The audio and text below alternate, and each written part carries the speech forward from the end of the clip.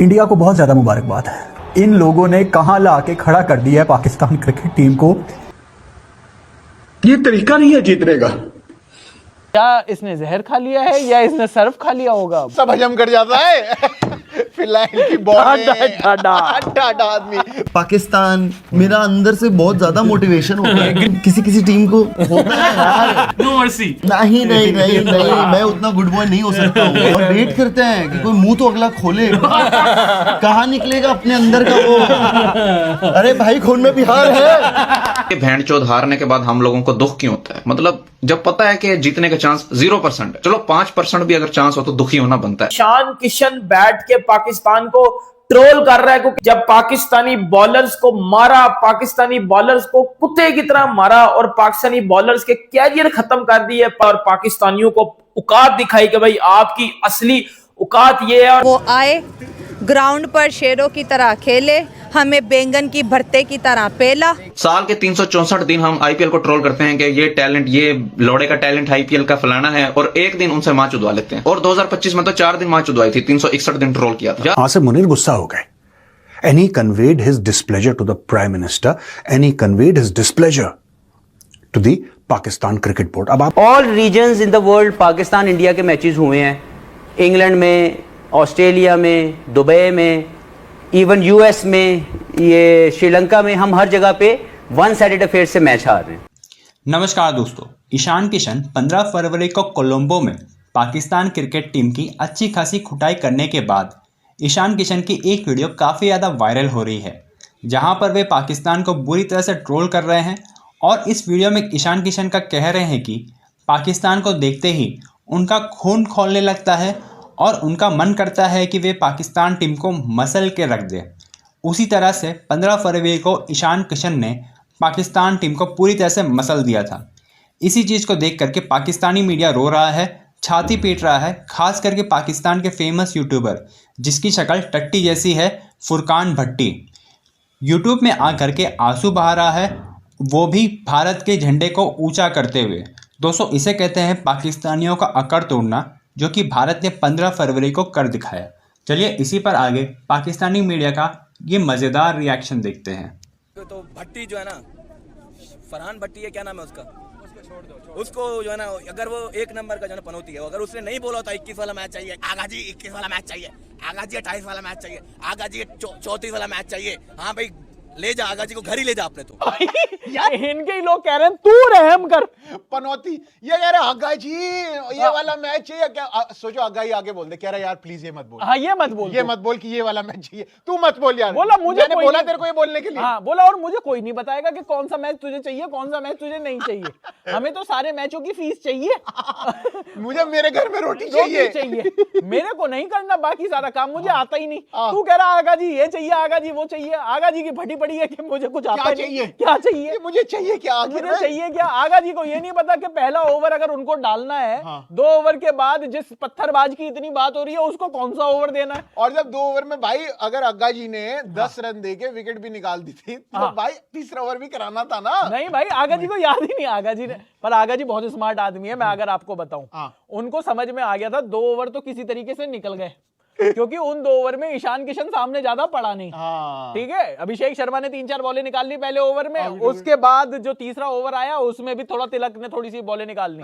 उनको समझ में आ गया ये अबरार की गर्दन उसने तोड़ दी, ये मेरा तो भाई कच्चा, ये मेरी गिच्ची पकड़ के ये जो मारेगा यार बंदा है, खुदा यार क्यों होगा यार मेरा। तो सलमान अली आगा। लेकिन भाई बात करनी है फुरकान भट्टी की। भाई ये आदमी कॉमेडी किंग है, ये तो मैं मानता हूं। एक तारीफ तो मैं दिल से करूंगा इस आदमी की कि ये आदमी कितना भी बड़ा पनौती हो पाकिस्तान के लिए, लेकिन कंटेंट किंग है ये इंडिया के लिए। मतलब इसका कंटेंट देखकर मैं आपको बता रहा हूं, ये राफेल हंटर पंटर चंटर, ये कितनी भी, ये 60 कोई सी भी टी शर्ट पहन ले, हमें फर्क नहीं पड़ता कि ये अपने घर में, इनके घर में क्या हो रहे हैं, इनके कितने पिता हैं, ये उस चीज की टी शर्ट पहनकर आ रहे हैं कि 6 पिता हैं, इनके 7 पिता हैं, मैं नहीं जानना चाहता।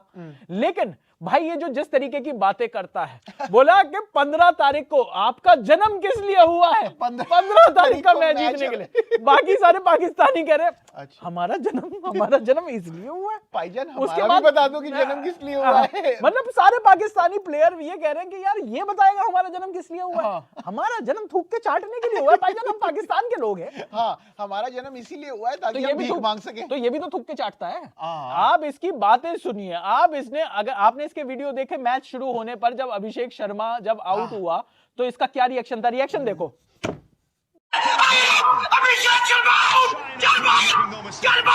निकल यहाँ से, कह रहा निकल यहाँ से। भाई वो निकला, बाकी ने तो निकल कर दिया तेरे अंदर। भाई मैं ये कह रहा हूँ कि ये वो वाला मीम है जिसमें एक गुंडे से बचकर गई पाकिस्तान, दूसरे ने पकड़ लिया। पीछे से देखा दूसरा गुंडा वही है, अमरीश पुरी साहब।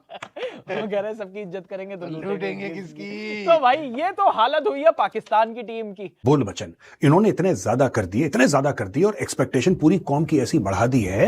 हुआ ये दोस्तों कि जब ये मैच हारे, उसके पहले किसी ने कुछ नहीं बोला। जैसे ये मैच हारे और पाकिस्तानियों ने सोशल मीडिया पे गाली देना शुरू किया, तो उसके बाद पाकिस्तान का जो हेडक्वार्टर है आर्मी का, GHQ जिसको बोलते हैं, वहां पे घंटियां बजी और वहां पे जो military secretary to Asim Munir, उन्होंने फोन करा प्रधानमंत्री को और प्रधानमंत्री को यह बोला कि सर इसको जरा देखिए, मोहसिन नकवी को देखिए, आपका इंटीरियर मिनिस्टर है और ये PCB का चेयरमैन भी है और ये क्या बोल रहा है, क्या जरूरत थी फील्ड मार्शल का नाम बीच में लाने की।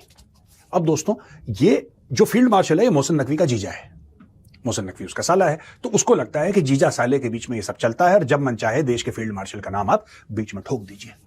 आसिम मुनीर को यह बात पसंद नहीं आई, बिकॉज आसिम मुनीर को यह बात तब पसंद आती अगर पाकिस्तान जीत जाता। उनकी प्रॉब्लम यह है कि पाकिस्तान हार गया। अब मैं आपको बताता हूं, एक नैरेटिव की लड़ाई, और इसलिए नॉर्मली कैप्सूल में हम बड़े जिसको कहते हैं कि करंट जियोपॉलिटिकल टॉपिक्स को हम लेते हैं। आज मैंने सोचा कि क्रिकेट के बारे में बात करूं। कारण यह है किस तरीके से पाकिस्तान क्रिकेट को लेता है, किस तरीके से परसीव करता है। अगर सरकार जितना राफेल पे पैसा खर्च करती है, जितना ब्रह्मोस पे पैसा खर्च करती है, उसका 1/10वां हिस्सा इस पे खर्च करे कि किस तरीके से अगली बार जब ऑपरेशन सिंदूर हो वो लाइव टेलीकास्ट हो, तो उससे पाकिस्तान का ज्यादा मोराल टूटेगा। कारण यह है कि जब ऑपरेशन सिंदूर में आपने मस्जिद सुभान अल्लाह में बम मारा, आपने पूरे उनके जो लश्कर तैयबा और जैश मोहम्मद के हेडक्वार्टर आपने उड़ा दिए और कितनी तादाद में 100 से ऊपर आपने आतंकी और पाकिस्तानी सेना के लोग मार दिए, उनकी एयरफील्ड जो थी, उनका इंफ्रास्ट्रक्चर था, उनके हैंगर्स थे, उनके एयरक्राफ्ट सब ध्वस्त कर दिया आपने, स्कैल्प मारी, हैमर मारी, ब्रह्मोस, आपने दुनिया भर की आतिशबाजी कर दी पाकिस्तान के अंदर और उनका बिल्कुल कबाड़ा निकाल दिया। लेकिन पाकिस्तान झूठ बोल गया। पाकिस्तान ने बोला जी हम जीत गए। जब ऐसा पता लगा धीरे धीरे, अब क्या होता है कि सच की एक बहुत बुरी बीमारी होती है कि सच सामने आ ही जाता है। अब धीरे धीरे जब सच सामने आया, जब सैटेलाइट इमेजेस सामने आई और आपस में पाकिस्तानी डिस्कस करने लगे कि यार ये जो 6 राफेल का जो चूरन था, मैं आपको कल परसों के मैच से ज्वाइन करके आपको ये सब बातें बता रहा हूं। अब आप बोलेंगे मेजर साहब उस मैच का राफेल से क्या लेना देना है, और यही आज की ब्रेकिंग न्यूज है भाई। ये कहते हैं कि फरिश्ते आए। ये क्यों बोला अचानक आसिम मुनीर ने? कारण क्या था? उसको क्या बोलने की जरूरत थी? पहले भी बोल सकता था, अभी हाल फिलहाल में क्यों बोला? भाई आप ये देखें ना कि 10 मई में सीज फायर हो गया था। अगर 10 मई को लड़ाई बंद हो गई थी तो ये मामला फिर जनवरी फरवरी का क्यों है? ये पूरे साल क्या कर रहा था? फरिश्ते अब आए थे कि फरिश्ते तब आए होंगे जब आए थे, ये बोल रहा था। तो आप सोचिए इसको क्यों बोलना पड़ा? क्योंकि पूरा जो नैरेटिव था पाकिस्तानी फौज का, आसिम मुनीर का नैरेटिव, वो हो गया ध्वस्त।